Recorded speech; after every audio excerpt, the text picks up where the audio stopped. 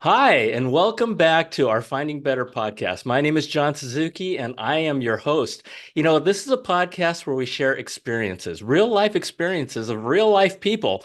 And we share our experiences because we kind of been there and done that in terms of what it is we're talking about. It's not about theories, it's not about ideas, well, it's kind of about ideas, but it's not about opinions and it's not about academics. It's about real life experiences. And the idea is that maybe you can learn from some of those experiences and wisdom, and perhaps apply some of that stuff to your own life. If you haven't already, please subscribe. And if you'd like more information on me, you can go to johnsuzuki.com. Okay, we have got a really, really fun conversation today. The topic is finding better in the face of very fearful times. And my guest today is Geoffrey Berwind. Geoffrey is a really special person to me. He's kind of a mentor. In fact, he is a mentor of mine. And he is the head coach of a company called authorsuccess.com. It's a Steve Harrison company. And he has had a big, big hand to play in the book that I published and some of the work that I'm doing with TEDx. And just been an amazing, amazing coach and amazing person for me. And he just approaches life with vigor, and it's really wonderful. Geoffrey, welcome to Finding Better. Thanks for being here. I'm thrilled to be here, and I'm going to use. It's very good to be here, John. I'm going to. I'm going to voice of God voice. Like, good to Yeah, be here. that's right. That's right. We're just here to have fun and share experiences and hopefully, help folks make have find something better in their lives. But anyway, tell the group a little bit about yourself. Yeah, well, in my profession, I have an interesting couple careers. So certainly senior coach here at Steve's company, where I help authors and speakers and business owners learn how to get publicity and tell their stories. That's my big specialty. Amazing. We want to be able to Amazing. tell our stories. Land TEDx talks. I hope I have a second career, which started about 20 years ago, seasonally. I'm artistic and storytelling director for an amazing tourism program in historic Philadelphia called Once Upon a Nation. And I helped to create that program and I direct it. And people encounter storytellers during the tourist season in the summer. Wonderful. And they're positioned outside of key spots, Independence Hall, and so forth. So I love that and a lot of side interests, but really helping people tell their stories, uncovering their passion, giving them encouragement. I think that's one of the ways you find better. That's so amazing. I mean, in today's world, um, you know, it's hard. It's hard. Sometimes it's hard. Sometimes it's hard to find that passion, and sometimes it's hard to communicate. And storytelling is it's such an art, and it's such a skill. And just talking with you and having conversations with you, I mean, you really do paint the picture of what it is you're talking about, so that I can actually visualize it. And I think that's a really big part of storytelling. It's my favorite technique of storytelling. Storytelling is the oldest communication thing we've done as a species. It goes back a long time. And it's how we process the world. And as humans, our visual sensory is the biggest one.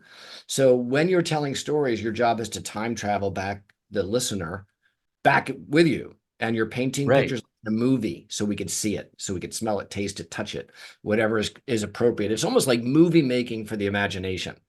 Yeah. And the work that I do is in real life stories. I'm not working in fiction. It's your stories, it's my stories, it's everybody's stories. In today's market, your stories have immense value because at the end of the day, I can Google and get anything I want information wise. Right. How am I going to build a human connection? And how am I going to illustrate my teaching points? It's through storytelling. That is amazing. That is amazing. And I know this isn't the topic that we're going to talk about, but do you have it? Storytelling I mean, it's so important, right? I mean, when you send out a resume, even professionally, send out a resume, it's a summary, but it's when you get into the conversations and when you get into the interview that if you have the ability to tell your story in a way that is a story and you are storytelling, it becomes that much. Facts are one thing, but colorizing it, or I don't know if that's such a word, but putting color and life around it, and like you said, humanizing it, is so important. Okay, so just real quick, and I know this is coming out of left field, but if we were to just say, okay, two comments on finding better storytelling. What would you say Finding better by in telling your storytelling? Finding in better in storytelling. storytelling. Yeah. Finding better is realizing it's a craft to use, to try out in front of people, audiences, interviews, realizing your stories matter. A lot of people think, oh, I don't have any big stories. My car never almost went off a cliff, and I never built my whole career on that crisis. Good. What I've learned is your everyday stories really matter. And that Yes. you want people hearing your stories or reading your stories going, seeing themselves in it. So Right. where they think to themselves, me too. They see Yeah. themselves like your American Grit book. It's a one gigantic big story that's so compelling that there's aspects as I read it, I see myself in it, or I see what I'm worried about in it, or I think to myself, oh, could that happen again? Yeah. So storytelling builds that very strong human to human connection. Yeah. And sorry, go ahead. Yeah, and so it's about relating and connecting, and it's about illustrating teaching points. So when And you know that, you're realizing you're hitting different parts of the brain. right. Storytelling is the Yes. right brain, and teaching is the left brain, to Yes. simplify. And so you're doing both. So in your communications, like teach, sure, you're paid to teach in many cases, whatever that is in your business, whatever. But how are you going to bring it to life? Yes. Yes. And I think the mistake that a lot of people make is that they do think that storytelling is about writing a book.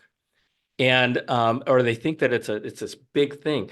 But you can in fact tell a story in 3 sentences, right? And it is just such a powerful life skill. I really do believe that, it's a life skill that will serve you for the rest of your life. And the more you do it, the better you get at it, right? You totally do. We all have probably somebody in our lives that was, in a sense, a natural storyteller, and Hmm. but for 99% of us, it's something to realize we can do, learn how to do it, Yes. enjoy doing it, knowing it's a living, breathing thing that you see people's reactions. You're like, oh, that's working. And so the key stories that I like people doing is actually writing them down how you might say it. So you look at the structure of a story.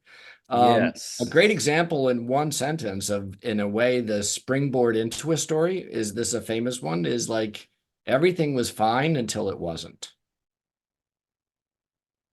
That's how Oh, you, that's how every story okay. really starts. Oh. If you think about any movie or TV show, there at that opening shot before all hell breaks loose, typically is something calm. Yeah. It's Yeah, established. that's right. It's That's right. That's establishing the right. context. We need to know when and where and who, and then all hell breaks loose. Those are the kind Right. of stories that grab us. Every novel, every TV show, every movie starts with everything was fine, and then boom, it's not anymore. And we So go on a journey, we travel through a story with somebody. so what how would you suggest people starting that process of learning how to tell stories? I like to start with creating what I call story inventory. Just get Okay. out a piece of paper, write at the top of the piece of paper the time when. If you're an Excel spreadsheet, do it that way, whatever. Think of categories in your life: growing up, family, spouse, friendship, career, health, any life challenges. And just start thinking to yourself, just one sentence story ideas. Don't write out the story. Just look back at your life, because this is holy ground for you, Yeah. right? Yeah. So you want to wash away as my stories don't matter. They're not interesting. My clients is like the first thing I hear. Well, I don't know. Look, we have thousands of stories. They don't all have the same impact, but we start by creating a list by categories. The time when, the time when, the time when, for me, 2012, I got cancer. The time when I started working with the Kennedy Space Center Visitor Complex. Time when I had to reinvent my career and close my family retail stores and started a theater. These are one sentence story prompts.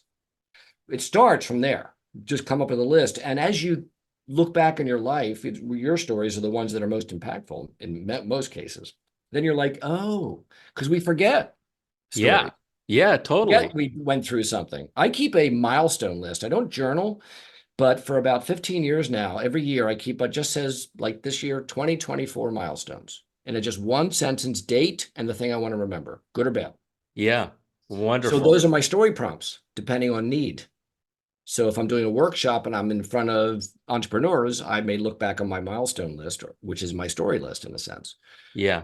and go, oh, I could use that story. Because we also forget our stories unless we're prompted. Absolutely, absolutely. And Finding Better, this podcast really is about telling stories, right? It's telling stories, telling experiences, and the thing that's wonderful about what I do with this podcast is I was sitting in an airport one day at LAX, and I was just people watching, and I realized that every single person that was passing by me had a story that we can all learn from. Even my 5-year-old grandson can teach us something, right?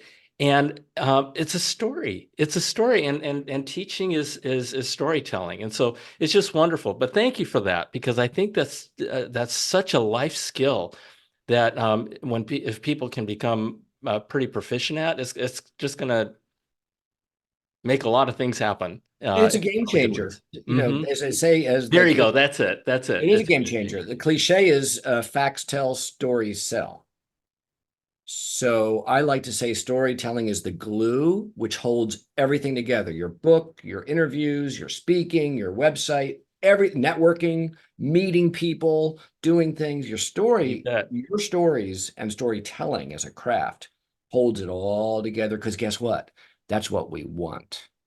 We may Yeah, that's buy right. teaching, but we want the story because we're hardwired for it. There's science behind this. This is evolution at So its amazing. strongest. We with MRAs, MRI started studying the brain.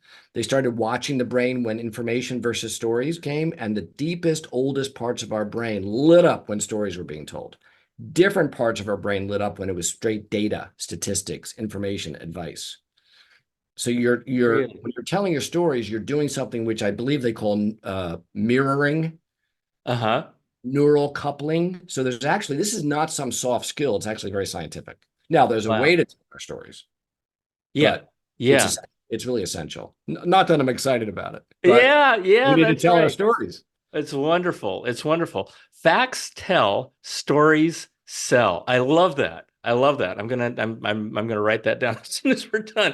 So, hey, listen, we wanted to talk a little bit about finding better in the face of very fearful times, and because we just went through some well, we're going through fearful times constantly.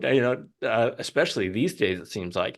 And so you and I talked about a couple of things, and I was hoping that you would share your story about how you found better during COVID, and because I think that is an experience and something that we can all learn from what you went through that could help serve us in the future. Yeah, and I don't talk about this that much, but we all know what it was like that first few months of COVID in Yeah. 2020, right? And I would say I'm type A. I'm a coach. I want everybody to be, I'm my grandmother's grandson. I want everybody to be fixed, happy, everything's perfect, everything works. Well, guess what? Yeah. That's just the path to me getting an ulcer because that's impossible. That's a fantasy. But so here I am, senior coach, and I got all this stuff going on and everything's fine. And March hits 2020 and it all collapses. The business here, so everything was right. I never had to go to stores and I'm like, there's no toilet paper, and I've never dealt with that. So finances, business, health, going over to my best friend's house where I'm Uncle Geoffrey to the kids and we're distancing and I can't even walk in the door. What? And we all experienced it, right? Horrendous. And as a type A, I think the cost of being type A is that anxiety rears itself very easily. I call it self-induced trauma. So I don't need to keep watching the news feed, but why do I? I Yeah. don't need to check on what does the World Health Organization say now 5 minutes later, but we all did. We all did Yeah, it. we all did it. So Exactly. what do you do when you're a controlling person, hopefully in a healthy way? I just want everybody to be healthy and successful, which is clearly not easy. So it's March, it's April 2020, and I have a very firm opinion that retirement is a horrible false construct. You should never retire. How much golf can you play? How much Netflix can you watch? How many cruises can you take? Be interested in the world. There's a million things to do. If you don't want to do your work anymore, fine, but find some work. Go bake bread. Go do something Absolutely. that, and I'm big into Absolutely. that. So Yep. I'm on the board of directors of a museum. I'm outside Philly, involved with history, with music, with all sorts of stuff. So it's like May 2020. And I'm just like, oh my God, like we all are. And a good friend I was talking to was like, wow, because we all live, I believe, under illusions, right? I actually learned that the word disillusioned is an awesome word because it means I'm no longer in fantasy land. I'm in reality now. To be disillusioned, we think is a horrible word. I love it now. Oh, I interesting. was under the illusion that life is predictable and certain. And everything, I'm a grandmother's grandson, everything, rose-colored glasses. Her Yeah, name was yeah. Rose. And I'm like, so I'm like, not in a good shape. Nobody is. And a good friend of mine, so wise. You know what he said to me? He said, that's interesting. So what would you say your relationship with uncertainty is? And I went, and I instantly, because I love a reframe. I'm like, it's genius. What is my you mean you could have a relationship with the very thing you don't want Yeah, that exactly. causes you Exactly. anxiety or relation? That was the beginning of a switch That's for me. really interesting.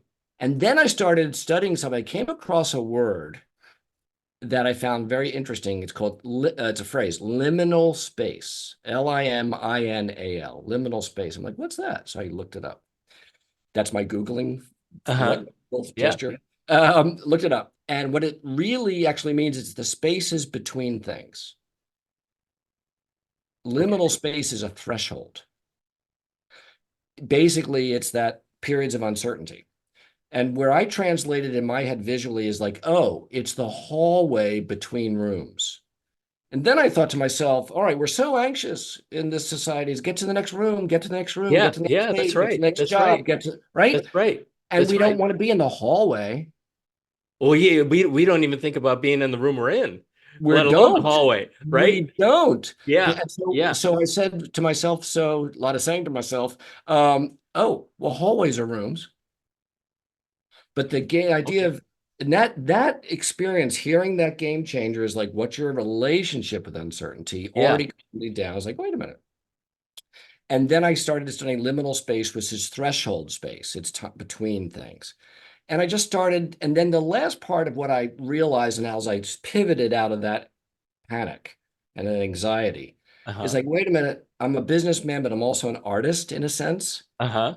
Yeah. Totally. Creativity is a Totally. core, like creativity. Yep. Creativity, there's a time in your life to let the businessman talk to the artist and tell the Hmm. artist, sit over there for a moment. There's other times let the artist talk to the businessman, saying, I'm driving this right now. Because when you release your creativity, everything settles down. You don't have time to be anxious because you're like looking into new things. You're like, what's that? What's that? All right. So my what's that?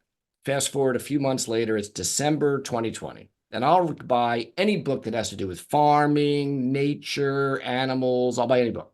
Uh-huh. And I found this book with a great cover and a title that so intrigued me, The Wisdom of Donkeys. I'm like, what? Because I love dogs and like Yeah. love dogs and listen, donkeys, the Yeah. wisdom. It's like What an is that? it's like an oxymoron in one in It's one like, title. what are you calling me? An oxy? Oh, the book is an oxymoron. So I buy the book and it introduces me to a species I have no idea about. And it's fascinating, well written. It's about a British economist that happened to do the same walk Robert Louis Stevenson did in the 19th century, walking around France with a donkey. And he talked about it. And about how the donkey shows up in the Bible and literature, like Don Quixote and all these things. I'm like, that's so interesting. Well, I live outside Philadelphia. And I know that in Lancaster County, about 2 hours from Philly, there's a wolf sanctuary. I'm like, well, I wonder if there's like I just Googled donkey sanctuary. It's a cold winter night. I'm in my chair. It's like, so interesting. Donkey sanctuaries in Pennsylvania. And there's one 20 minutes from my house. Oh, no kidding. So January 2nd, 2021, I make an appointment. It's not open to the public, but it's a little nonprofit run by two professors that stumbled into rescuing donkeys and providing a permanent home. And I go there and I'm like, huh.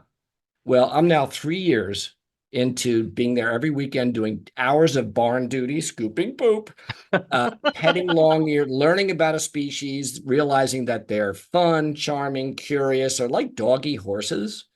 I sponsor, I'm even their mascot, and doing that. And this is Belle. Oh, there she is. That's me with one of the donkeys I sponsor. That's And the awesome. last thing, but John, here's the thing, finding better. It's the last thing I ever, if somebody, you said to me in 2019, you're going to be very involved with a donkey rescue. I'm like, what are you drinking? Yeah. Are you spilling that coffee again? And, and so, but it's bringing me joy. Now, here's the interesting thing. I got my work, which I love. I got my other work, which I love. I got my other interest, which I love. This one, all during COVID, I'm outside for hours in nature. I'm scratching long ears. I'm doing physical work. I'm in the best shape of my life. I'm 68 all but. I'm best shape for years. I noticed how there's science behind when you're even scratching the ears of a dog, your blood pressure lowers. Well, for hours on weekends through the height of COVID, I'm out there getting healthy emotionally, creatively. And the last thing I would say, but I would bear testimony, it's a game changer. And finding better for me was actually helping donkeys rescue and take care of them. And like I last love weekend, it. it's 15 degrees in Philly, but you're bundled up and they need to be taken care of. So the last thing I would expected and my for your, your followers is like, yeah, go do something the doesn't have to make any sense. It doesn't make any sense, but it makes a lot of sense. Holy cow, that's really cool. Go do something that doesn't make sense. And for me, it kind of falls under the umbrella of learn new things, explore stuff, be curious, right? And who knows what's going to come out of it? And those are such important muscles of curiosity and exploration, right? That I think a lot of us. I just discovered it not that long ago. I'm 62 years old, and it took me 59 years to figure that out. But the whole idea of it's okay to be curious. It's okay to explore. It's okay to travel. So just read books that you never thought you'd ever read, like your donkey book, Yeah. right? Here's the other thing, John, especially as we get older. I sort of I'm self-aware to notice that I've taken risks all my life. I've started theaters, I've all sorts of stuff. But as you get older, the temptation to being risk averse. Yes, yes, Got to play it safe. Got to play it safe. That's in the way of finding better. yeah, Sometimes finding better is not playing it safe. So the first few times I was at the donkey rescue doing barn duty, are they going to kick me? Are they running after me with what's going to happen? So I've gone from 3 years later from are they going to kick me to me getting a big kick out of them. yeah, yeah. Yeah, that's wonderful. That's wonderful. This is wow. But you don't sound all that excited or passionate about Nah, it, Geoffrey. So it's all right. you're not congruent in that way. But how cool is that? The Right? wisdom of donkeys, I mean, and that's the thing is that finding you never know what's going to happen. But give yourself that opportunity to be curious and look at things through different lenses and who knows what's going to come up, who knows what's going to happen. So, yeah, yeah, wonderful, Geoffrey. Yeah, and try to watch your brain getting in the way sometimes. Totally. If I had reasoned to myself as like, well, you have no farm background, you have no come on. I wouldn't have done it. And it was a game changer, got me successfully through COVID. So sometimes our heart needs to lead to find better. Yes. Sometimes our brain does. Yes. Sometimes our intuition does. This was intuitive creativity. Like, what's that? As you said, curiosity is a way to find better, I think. Yeah, yeah, totally. Totally. Well, my goodness, Geoffrey, this has been fun. This has been fun. I'm gonna go back and listen to this podcast two or three times because we talked about so many different things. And holy smoke, I mean, from storytelling to donkeys to curiosity to find that just it's all about finding better. And I've really enjoyed this. You have anything else you like to share as we wrap Oh, up? just well, talk about, you also mentor me. And in many ways, not the least of which is your joy and your enthusiasm. I love words. And years ago, I looked at the root words of enthusiasm, and the central word is theos, basically spirit, God. Theos is in the middle of enthusiasm. And you so model that is like, yeah, we can find better. So, Yeah, whatever your spiritual beliefs are or none, just understand that we are creative beings minimally, right? And absolutely. enthusiasm can open any door and could deal with many problems. Yeah, and one of the things that I'm personally very passionate about is we live in a world right now that, at least from my perspective, is really broken in a lot of ways. It's really broken, more broken than it's ever been in my life. And I mean, so to the extent that we can help folks, right, and just give them hope and give them a little bit of a little bit of wisdom that maybe they can do something with um, and make things better. As we're out there helping people, we're also lifting the world, and it's a good thing. It's a good thing. Yeah. So, Geoffrey, this has been wonderful. Every conversation I have with you is wonderful. Thank you for joining me on this Finding Better podcast. Folks, if you haven't subscribed already, please do so. And my YouTube channel is Finding Better Podcast. And again, if you'd like more information about all this stuff, including me, you can go to my website at johnsuzuki.com. I don't want this to end, Geoffrey. This has just been wonderful. But I'd love to have you back.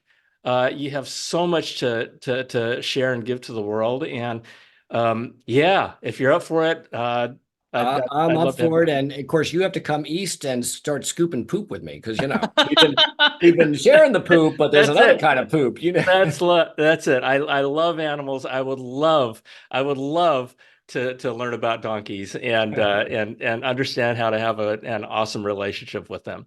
It's a wonderful thing. So Geoffrey, thank you. Thank you very much for joining me. And everybody, have a great week. And I'll see you next time. Thanks again for joining us. Bye.